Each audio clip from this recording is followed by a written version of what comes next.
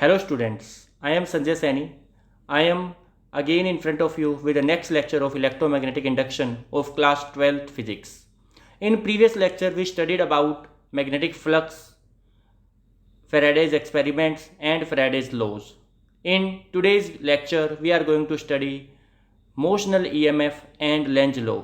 We will study how we can apply Lenz law to find the direction of induced current in a circuit. So let us start. We studied this magnetic flux, we have already studied. So let us directly come to Lenz law.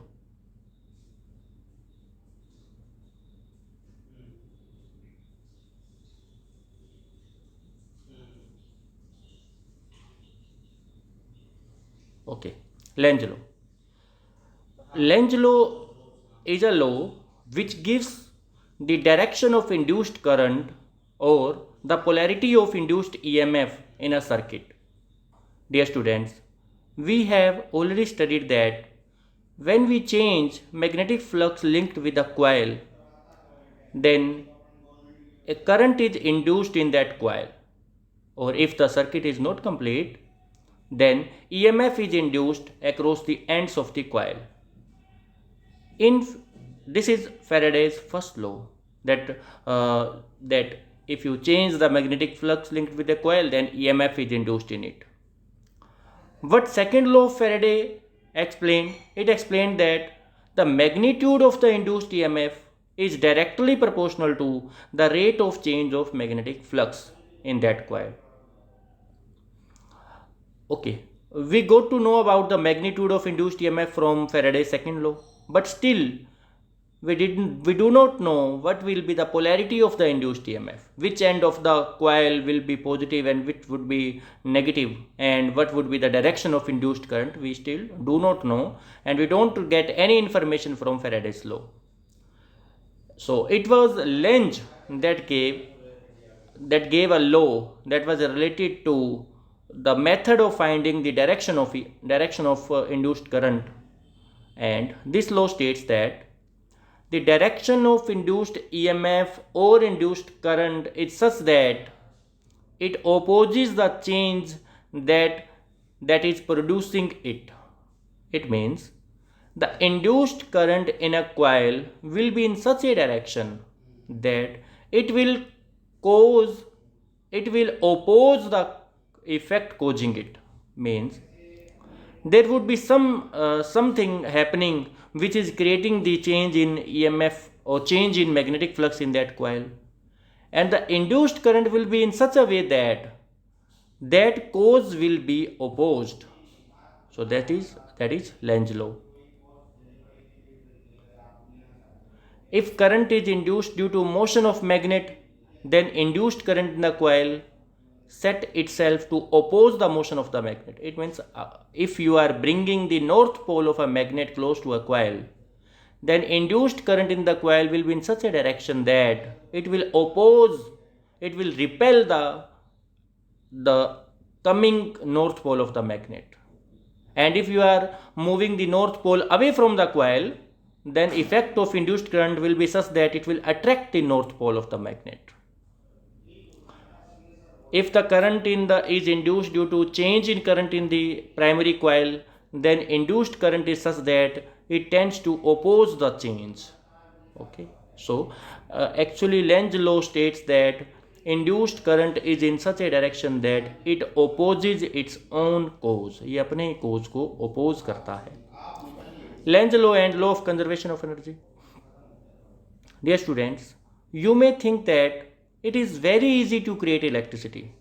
You simply place a coil carrying a galvanometer or carrying a bulb in series, and you simply bring a magnet close to it, and you will see that the bulb start glowing. Then you may think that it is the production of electricity without any effort, but it is not such.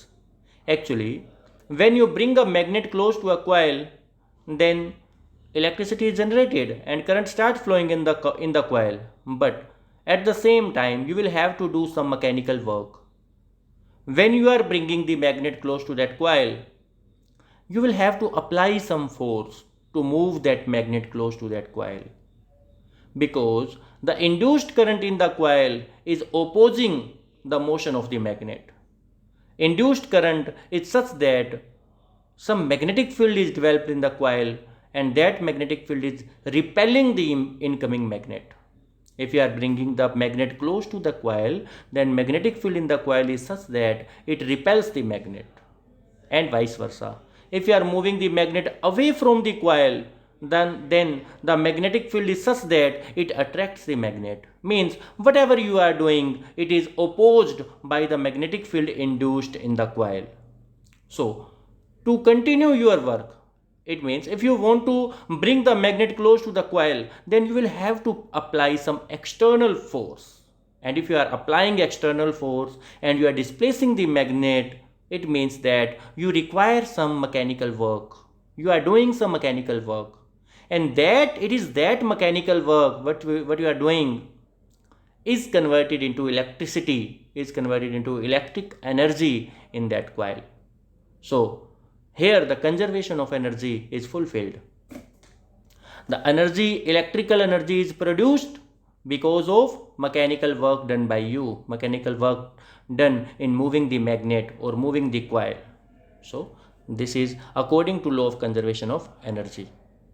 According to Lenz's law, the induced EMF opposes the change that produces it. It is this opposition against which we perform mechanical work. So dear students, I have explained everything that is written in this paragraph. You can read it and make notes yourself. Now let us find what is the expression of induced EMF based on both laws which Faraday's second law and Lenz's law. According to Faraday's second law, the EMF induced in the coil is directly proportional to the rate of change of flux. E is directly proportional to d phi by dt. We removed the sign of proportionality. We put a constant k there, and we found that experimentally k is equal to 1. Therefore, E becomes equal to d phi by dt. But still we do not know what is the direction of the induced current. But according to Lenz's law, we got the direction. Lenz's law states that induced EMF opposes its cause. Means induced EMF opposes the change in flux in that coil. So because of that opposition effect, we put a negative sign in the expression of Faraday's second law. So we obtained E is equal to negative d phi by dt. E is equal to negative rate of change of flux through that coil. So if d phi by dt is positive, it means flux through a coil is increasing. Then negative sign denotes that flux do not increase, actually it decreases. So induced EMF will be opposite to the rate of change of flux. This is the expression of induced EMF. If there are n turns in the coil, if you have a coil having n turns, then induced EMF will be minus n into d phi by dt. Number of turns is multiplied. Expression for induced current. This is the induced EMF, and if you divide this by resistance of the coil, suppose R, capital R is the resistance of that coil. If you divide the EMF through resistance, then you will get the induced current. So induced current I is equal to minus d phi by dt divided by R. R is the resistance. Expression for charge. If you know the value of current, then you want to find out how much charge is transferred in some given interval of time. Then that charge can be obtained by integrating the current with respect to time. So current is dq by dt, and current is minus d phi by dt over r. So dt cancel both sides, dq is equal to minus d phi over r. So if you integrate this, you can get the value of charge, total charge transferred in some limit of time. So this will be the charge transferred. Induced EMF does not depend upon resistance of the circuit, whereas the induced current and induced charge depends upon resistance. This is very important observation, that induced EMF is not dependent upon the resistance of the coil. Induced EMF contains only the terms change in flux and time taken. But induced current is obtained by dividing the induced EMF by resistance of the coil. So this is important term. Method of producing EMF. Dear students, we know that induced EMF is equal to rate of change of flux with respect to time. It means EMF is produced if you change the flux linked with the coil. So whatever you are doing to change the flux linked with the coil, then EMF will be induced by changing the magnetic flux. Suppose a coil is fixed and you are changing the magnetic field linked with it. You are increasing the magnetic field, you are decreasing the magnetic field, or you are changing the orientation of the magnetic field. In all the cases, the magnetic field is changing, and because of changing magnetic field, magnetic flux will also change, and EMF will be induced. Second way is by changing the area of the coil. Suppose magnetic field is uniform, that is not changing in direction, not changing in magnitude, but you are changing the area of the coil. If you change the area, then definitely magnetic flux will change. If you increase the area, flux will increase. If you decrease the area, flux would decrease. So by changing the area also, you can change the flux and produced EMF. Third way, by changing the orientation of the coil. Okay, we will discuss that change the orientation later. Before that, we find the expression of induced EMF by changing the area of a coil, and that is known as motional EMF. Suppose there is a region in which the magnetic field lines are directed inwards the plane of board. You can see that there are many magnetic field lines. These are magnetic field lines, and these are directed inward the plane of paper, or inward the plane of the screen. You can see the magnetic field is uniform. Magnetic field magnitude is B everywhere, and direction of magnetic field is inward. Suppose this is a rectangular loop PQRS, which is initially outside the magnetic field, and you are moving this loop from outside to inside the magnetic field. Initially it was outside the magnetic field. You can see that only a small portion of the loop is inside the magnetic field. You can ignore this small area. Suppose now you start moving the loop from outside to inside the magnetic field. You bring that loop to the left side. In that case, more area of the loop is exposed to the magnetic field. Therefore, the number of magnetic field lines passing through the loop increases. Hence, the magnetic flux increases. Look at this. Magnetic flux through the loop is increasing. And if magnetic flux is increasing, magnetic flux is changing, in that case EMF is induced. So let us see. We want to find out that how much EMF is induced. Initially it was this was the position. You moved this with velocity v. With velocity v, you moved this loop to the left side. In time dt, how much is the displacement of the loop? Displacement is v dt. V is the velocity and dt is time, so displacement will be v into dt. So how much area is increased? The shaded area is increased. Initially the area was the loop was in this position, and now the loop is in this position. So that much area, shaded area, is increased. So that the flux through this much shaded area is increased. So what is the increase in area? Let us find. The loop PQRS is slided. I have written this. I have explained this. Change in flux. Flux is actually magnetic field into area into cos theta. Here the theta is 0 degree because the loop, normal of the loop is in the direction of magnetic field. Therefore theta is 0 degree. So flux can be written as magnetic field into area. Then what is the change in flux? That will be B into dA, because the magnetic field is not changing. B is constant, only the area is changing. If you are bringing the loop inside the magnetic field, it means you are increasing the area exposed to magnetic field. Therefore there is increase in area, so flux is increasing, and increase in flux will be B into dA. Now what is increase in area?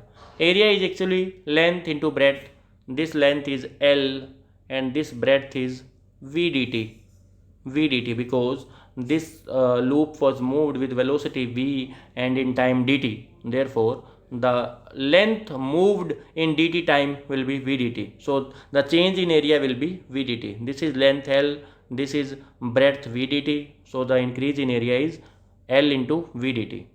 Now if you bring that dt to denominator of d phi, bring dt to denominator of d phi, then it will be d phi by dt, and d phi by dt is what? This is the magnitude of induced EMF. So magnitude of induced EMF, we know that it is minus d phi by dt. So induced EMF will be BLV, because d phi, if you put d phi from here, BLV dt, then dt cancel with dt and it becomes minus BLV. So B is magnetic flux density, L is length of the wire, this wire length, and V is velocity of the wire. So this is motional EMF. Induced EMF is due to motion of the loop, so it is called motional EMF. And if you divide it by the resistance of the loop, suppose R is the resistance of this loop, then dividing by R you can get the value of induced current in that loop. Okay. Now you can find the direction of the induced current using a rule, Fleming's right hand rule. Dear students, earlier you studied Fleming's left hand rule, and that was related to the force acting on a current carrying conductor when placed in magnetic field. Now you have Fleming's right hand rule. You will have to apply Fleming right hand rule. So keep your fingers, this is forefinger, this is central finger, such that they are perpendicular to each other, and thumb also. So you keep your first two fingers and thumb in this way, such that they are perpendicular to each other. If your forefinger is towards the direction of magnetic field, already the magnetic field is inward the plane of paper. So your first finger is pointed towards the magnetic field, and thumb is towards the motion of the charge, motion of the wire. You are bringing the wire towards the left side, so thumb is along the motion of the wire, then central finger gives the direction of current. Look at this wire, you are bringing this wire to the left side, therefore I am keeping the thumb in left side.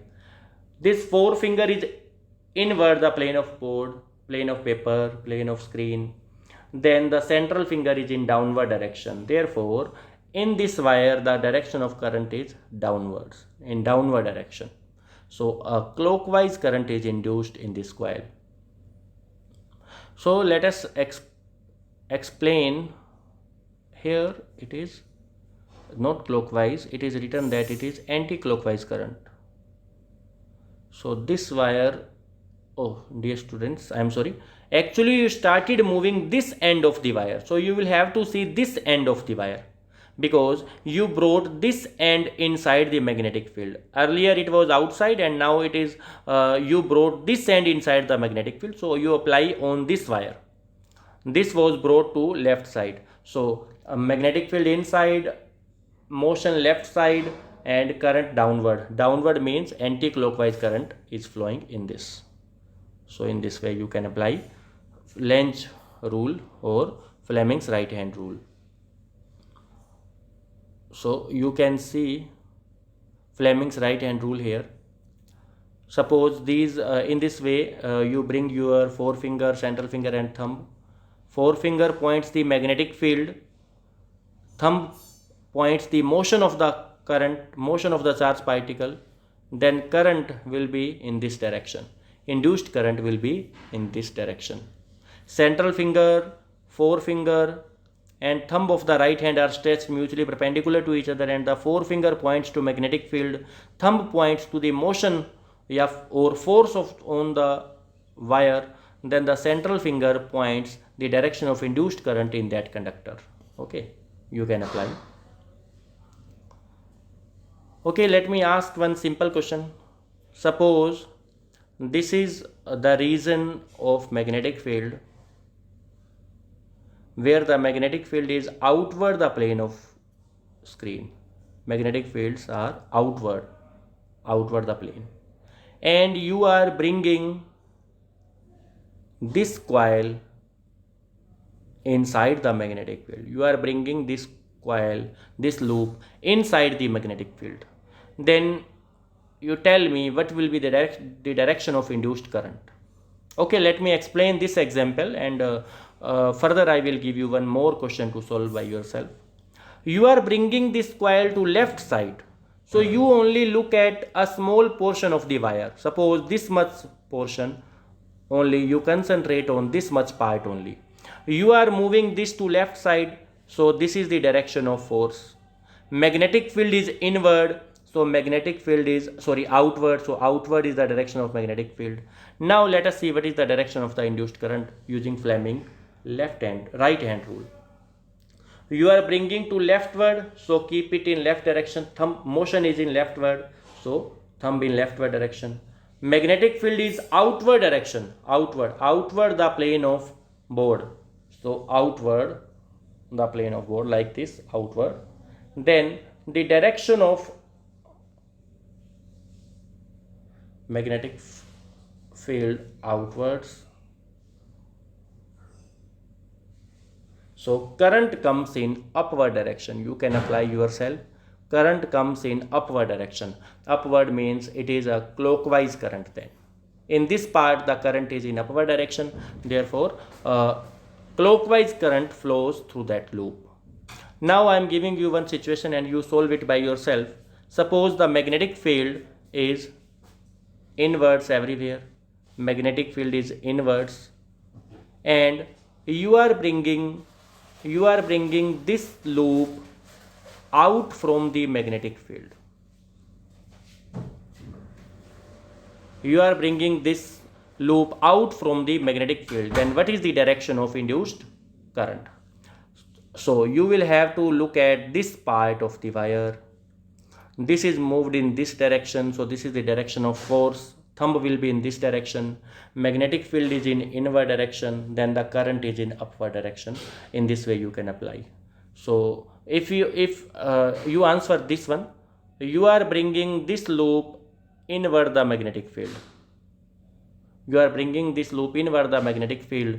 Then what is the direction of induced current in this loop? You reply me. You explain this and reply me in the comment box. So let us move further. We have studied this. The third way of generating the induced EMF in a coil is by changing the orientation of the coil. We have studied two methods. One, first it was by motion of the magnet. If you are bringing the magnet close or away from the coil, then flux changes and EMF is induced. Second, it was the motion of the coil. If you are moving the coil, then also the magnetic flux changes and EMF is induced. And the third one, this one is by changing the orientation of the coil. If you change the angle of the coil, suppose this is a coil, this is a coil, and magnetic field is in this direction, and you are changing the angle of the coil in this way. If you are changing the angles, then in that case the number of magnetic field lines passing through the coil changes. In this position, no line of magnetic field is passing through the coil, and in this situation maximum lines are passing through the coil. So by changing the orientation of the coil, you can change the flux passing through that coil. So this is one of the methods of changing the magnetic flux and producing induced EMF. If you are rotating the coil, then number of magnetic field lines passing through the coil changes. Okay students, we will study this topic in our next lecture. Till then, stay home, stay safe. You make notes and read the topics from your textbook and reference books, and watch my videos again and again. Then all of your concepts will be cleared. And if you still have any doubt, then you can ask me in the comment box. Thank you very much.